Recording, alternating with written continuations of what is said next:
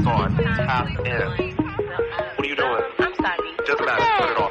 Is that Lisha B? Oh, you can go ahead and cut that off because this has Lisha B live. Okay. The Afternoon Lituation with Lisha B starts next. Yeah, what it do, besties? Welcome back to your favorite show in the game. I am Lisha B, your afternoon bestie. How you doing?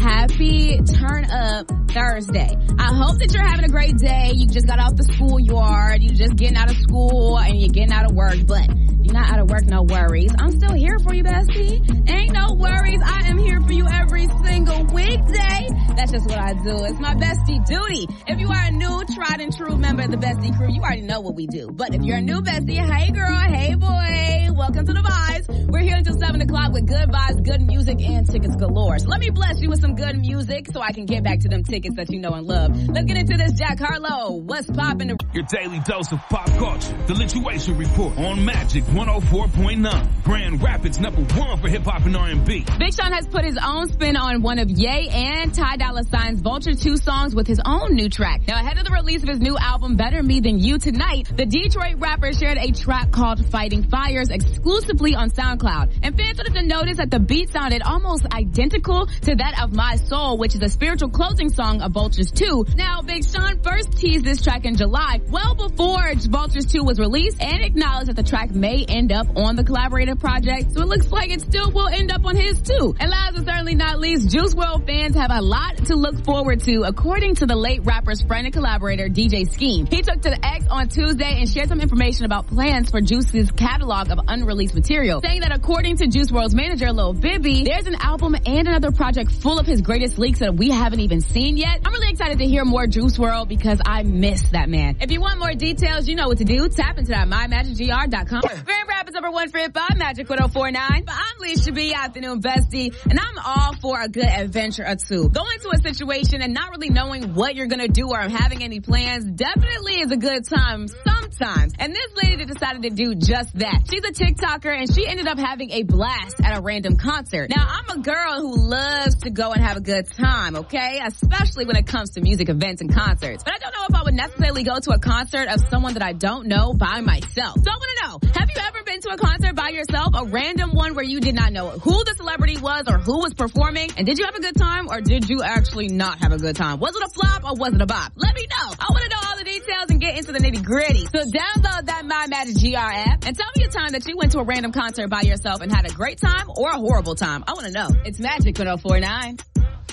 It's Grand Rapids #1 for hip hop, Magic 104.9, and I am appalled about what the judge decided to do in the Breonna Taylor case. And the fact that no one's really talking about it kind of surprises me. 4 years after Breonna Taylor was shot and killed in her own home, a judge has decided to dismiss felony charges against the 2 police officers who worked on the search warrant in the forced entry raid. And now this is where it gets a little fishy. According to U.S. District Judge Charles Simpson, he declared that the actions of Breonna's boyfriend was the legal cause of her death and not the faulty bad warrant. And something about that doesn't sit right with me. I'm sorry, if someone was to come at my door banging on it and does not respond to me asking who's at the door, I'm gonna also prepare myself for whatever action's about to happen. So the fact that they're blaming her boyfriend for protecting his home instead of the people who created a quote false cover story in an attempt to escape responsibility for their roles in preparing a warrant that had false information, they're not getting charged is a little stupid. But honestly, the sad part is I'm not surprised. We are always the last people to get justice. And I really wish that Breonna and her family were to get justice. But clearly, this judge did not want to seek the actual justice they deserve. If you want to get more details about this case, go ahead and educate yourself by going over to the MyMagicGR app or head over to MyMagicGR.com. It's time for the 616 check-in on Magic 104.9. Grand Rapids #1 for hip hop and R&B. Now this one's personal, bestie. All administrators at Forest Hill Public Schools are addressing the transportation concerns after a child was allegedly dropped off at the wrong stop on Tuesday. And this little girl is actually one of my friend's daughters. She was dropped off over a mile away from her home and spent nearly 30 minutes not knowing where she was. Thankfully, someone, an angel, found her and kept her outside and tried to comfort her. When she tried to call the daughter's school, no one answered. So when she called the transportation department, no one answered as well. Thankfully, my friend had written her phone number inside of her daughter's backpack, and that is how my friend was able to get in contact with this woman. Sadly, her daughter is still traumatized, clearly by the situation. This little girl is only in kindergarten.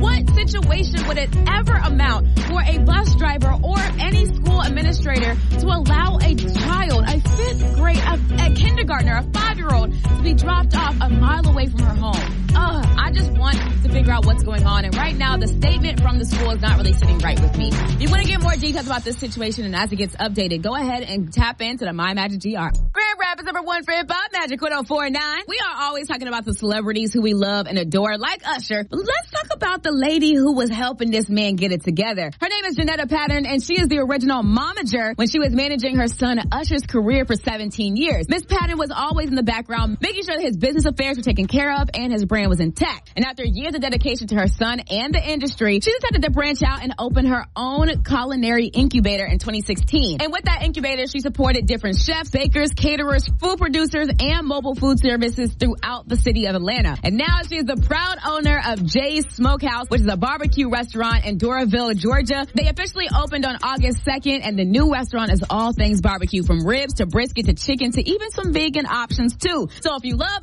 Usher, you better go ahead and love on Mama Usher Raymond, okay? If you want to get more details about Usher's Mama's Restaurant, all you gotta do is tap into that MOMager GR app.